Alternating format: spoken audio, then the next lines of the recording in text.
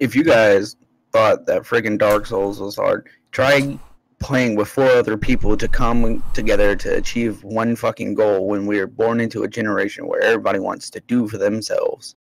Basically, break it down like this. Dota 2 is a MOBA. MOBA is Massive Online Battle Arena. The idea is you take 4 or 5 players, y'all choose a hero, champion, whatever game you're playing, because there's also other MOBAs like League of Legends and Smite, and I think Heroes of North, something like that. But Heroes of the Storm, that's what it's called. Thank you. Moving along. But anyway, the International is their showcase championship. It is the granddaddy of all Dota tournaments. Last year, the prize pool for the winners, I think, I want to say it was $30 million for the whole tournament. The winners all walked away with $5 million apiece. Damn. There was a 15-year-old kid who just became a millionaire due to this game. Well, time to get my kids playing Dota. The fun thing about this, though, is all that money was raised from selling one in-game item that gives you different skins. It doesn't do anything to change the character, like how they play. It just makes them look pretty, or it makes the music change, or the map change and stuff like that. But back to the fundamentals of just the game real quick before I get too carried on with the crazy amount of money that's going into esports.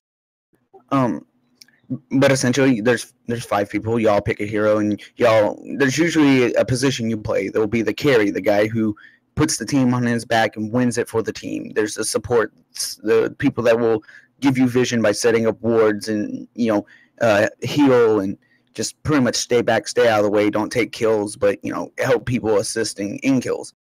Then you have your roaming supports who they'll come around and help you pick off one of the other enemies. Basically, the game itself, it is solely teamwork. You can't go in there and expect by yourself to get it done. I know I had mentioned when Carmageddon did a review on Overwatch that a lot of people are trying to push people into team gaming again to make it a team building experience. Well, I feel this is one of the games where that is it. That is what you got to do, or you ain't going nowhere. But yeah, this championship, I believe it's held in Seattle this year. Actually, I think it's been the last 6 years. This is actually the 6th tournament that they're having, and it just keeps getting exponentially larger and larger. There's right now on Steam, if you have Dota 2, or if you look on Twitch, I know over here on my left right now they have a major qualifier going on for it in the Philippines.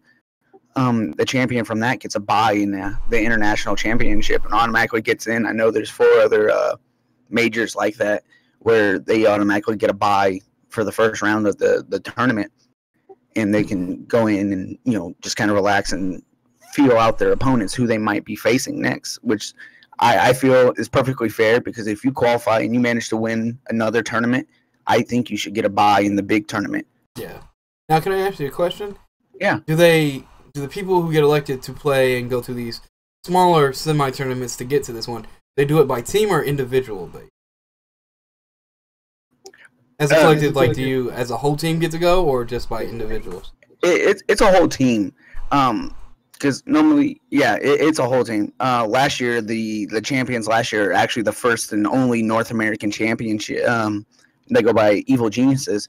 They're a collective of 5 guys, and the whole team itself gets the bye and gets to go into the next round, and that's one of the beautiful things. There has been some situations where there have been other members of teams standing in for a member of a team. I know, I believe it was 2 years ago, the runner-ups actually lost one of their guys. He had to go home, take care of a family issue, and the team they just beat, they actually went to them, asked one of their guys if they would stand in for him and help him, and he came over and played and stuff. That's good sportsmanship right there that you normally don't see in sports. Yeah, and that's another thing that kind of gets swept under the rug, because the esports as a whole gets looked at as just a whole bunch of guys sitting in a basement somewhere screaming at their monitors with weighing 300 pounds and eating Hot Pockets and drinking Dr. Pepper. But they're really nice guys, and a lot of them know each other. Like, they knew each other before they actually started competing for millions and millions of dollars. Well, see, and this is kind of for people who don't know, like what he was talking about with healers and this and that. It's kind of like, well, from my gist of it, it's like when you play like those MMORPGs. You have your healer, your tanks, everybody work together. But this is like in a match. It's top down, correct? And it's like that, but from top down, and you're in a team atmosphere, going in matches against each other. Not just going on a quest, but it's a one-on-one match, and yeah. Yeah, 5-on-5. But the game itself actually is a derivative from Warcraft 3. That's where it got its source Dota. This was actually a mod. This game was a mod from Warcraft 3, turned into a game, and then was picked up by Steam, re-imaged, repackaged. It's actually technically called Dota 2, just for the simple fact of, Dota 1 was a mod that people could get. Speaking about mods earlier. Yeah, isn't this the first of its kind that led into Smite and everything else being created? Yes, actually, because this game was so popular, there was a guy called IceFrog who was hired by Steam to develop and make this game, and IceFrog's partner that helped him develop this is actually the maker of League of Legends with Riot Games. But, I mean, the two go back and forth. A lot of people love League of Legends for how nice it is and how, it kind of gives you a coddling kind of feeling. This is more the Dark Souls of the MOBA world. See, and I actually tried Smite. Won a few matches, lost a few also. It's definitely, you have to be quick with your reflexes, but you also have to think through this one. It's not like a shooting game where guys work together pretty good, come up with a good strategy. Like, this is on the fly because things change really fast. Like, and then there's so much to it. Think about like when you play like an MMORPG or any RPG. There's a lot to digest and create your character and keep building. Like, you got to do this for a lot of characters. So this is not something that is easily slipped into. Like, you have to these guys know their shit when it comes to playing. Yeah, there's 101 characters that you could possibly choose from. I mean, and you got to think, what's the best item I can build on this character? What skills do I need to put points in right now that's going to actually help our character, our team, actually? And, there's essentially 3 towers and 2 barracks in 3 different lanes, so a total of 9 towers and 6 barracks. Oh, I apologize. There's 11 towers. There's 2 more towers at the end. And the Ancient, which, Defense of the Ancient, Dota, is actually sitting there by itself, which is a large, massive structure. And the whole goal is to push down the towers, take down the towers, and get to the Ancient and win. That's the goal of the game, is to take that Ancient, win, and, maybe become a millionaire, maybe have bragging rights. I know right now, like I told you, that the prize pool is all generated from people buying in-game purchases. Right. There's something called a battle pass or a compendium, and I know I have one. It was gifted to me from a friend.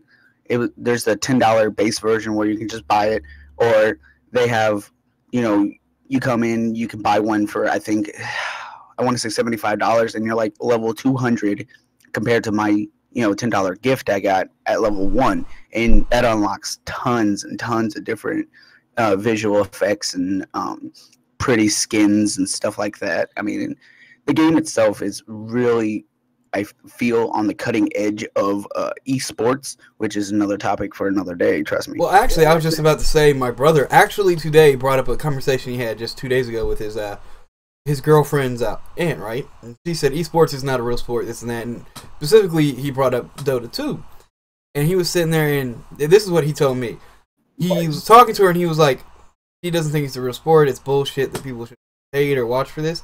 I was like, well, this is my little argument. Is one, back in the day, we all used to crowd around and watch people play arcades back in the early 80s and up. I was barely born, and I was born in 86, but I still got to see some of that.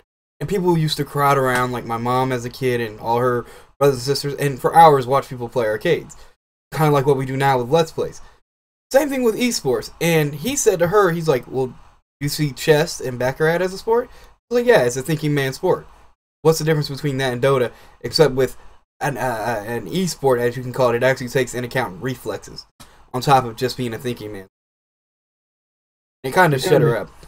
I mean, he has a valid point with that, though. Esports is, a lot of people are not going to want to admit it. A lot of people are going to try to fight it because it's not your traditional sport, but it is a future, not the future, but a future for tons and tons of kids who sit and play the game all day, and they know all the strategies. They know what they need to do to win, or they already know if they've lost. Like, it's the future of thinking man sports with reflexes. Yes.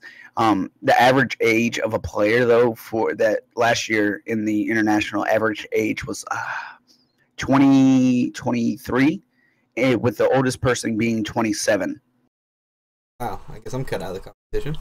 Well, I mean, you're not necessarily out. You just probably got to play a different role. You got to be a support. You get to sit in the back and buy my wards and I like heal to me, be tanks. give me mana.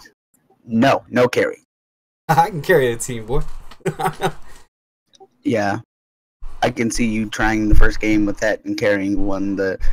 Hey, give me some insight. I can learn. Oh God, here we go. I can learn. Give me a chance. Let me out there, coach. All right, I'll let you out. I died. Oh, well, fuck. No. Hey, okay, anybody brand new to a game is going to suck in any role, okay? No, yeah. Like I said, though, it is definitely the Dark Souls, if you would, of the MOBA world. One thing I have noticed coming, I've played Heroes of the Storm, I've played League of Legends, I've played Dota, I've played Smite, I've played all those different MOBAs that are out there. Dota seems to have one of the more friendly communities besides maybe Heroes of the Storm. But, with that being said, a community alone isn't enough for somebody to want to stay. Yeah. Yeah. Now, see, I tried Smite. I didn't have anybody I knew to play it with. That was the problem. So I kind of got out of it. I was actually starting to get into it. And yes, Justin, I was a tank. But, I won a few, lost a few. But the one thing that I'll say is you definitely need to have somebody that you like playing with when it comes to something like that. Because after a while, if it's just you, unless you're hardcore into it, you might fall out of it. But definitely give it a try, especially if you and somebody else have been thinking about trying it. Definitely go in there together. Well, that's the whole reason I even got involved with Defense of the Ancients is my brother, because there was a time where it was a closed beta. You had to have a key from somebody who's already got the game from Steam to get in. Well, my brother-in-law, he's like, hey, man, I need somebody to play this game with. And I was like, fuck it, I ain't got nothing to do right now anyway. So I went ahead and I picked up the game, and it's slowly turned into an addiction that I play every Friday. Right. I've had those. Back in the day with Modern Warfare 1, boy. We were hardcore about that clan. Oh, gosh. Anybody else got something to add? I don't think I have anything. Yeah, definitely, if you're looking down on esports, don't. Because there are other things out there that are a thinking man's game that involves less. At least with esports, especially something like this. It's really a thinking man sport, and on par, I think, with chess. But even more so, it's a thinking man's thing because you got to think about strategies, all these different categories that you got to pick from to buff up or beef out your guy, and all the different wards you can get. But on top of that, it's also not set in stone like chess. Like certain strategies, you can memorize this and that, and it'll work most of the time. You see the person coming. This is very on the fly of a thinking man's game. On top of it, you have to have good reflexes too and be fast. Yep. Oh, and the actual international tournament, because right now, like I said, they're wrapping up the Asian qualifiers, which is I think they're calling it the Manila Majors or something down in the Philippines. They're wrapping that up right now. The actual tournament is going to start June 27th and run until July 8th. So it's a massive tournament spanning several days. Check it out. Wow.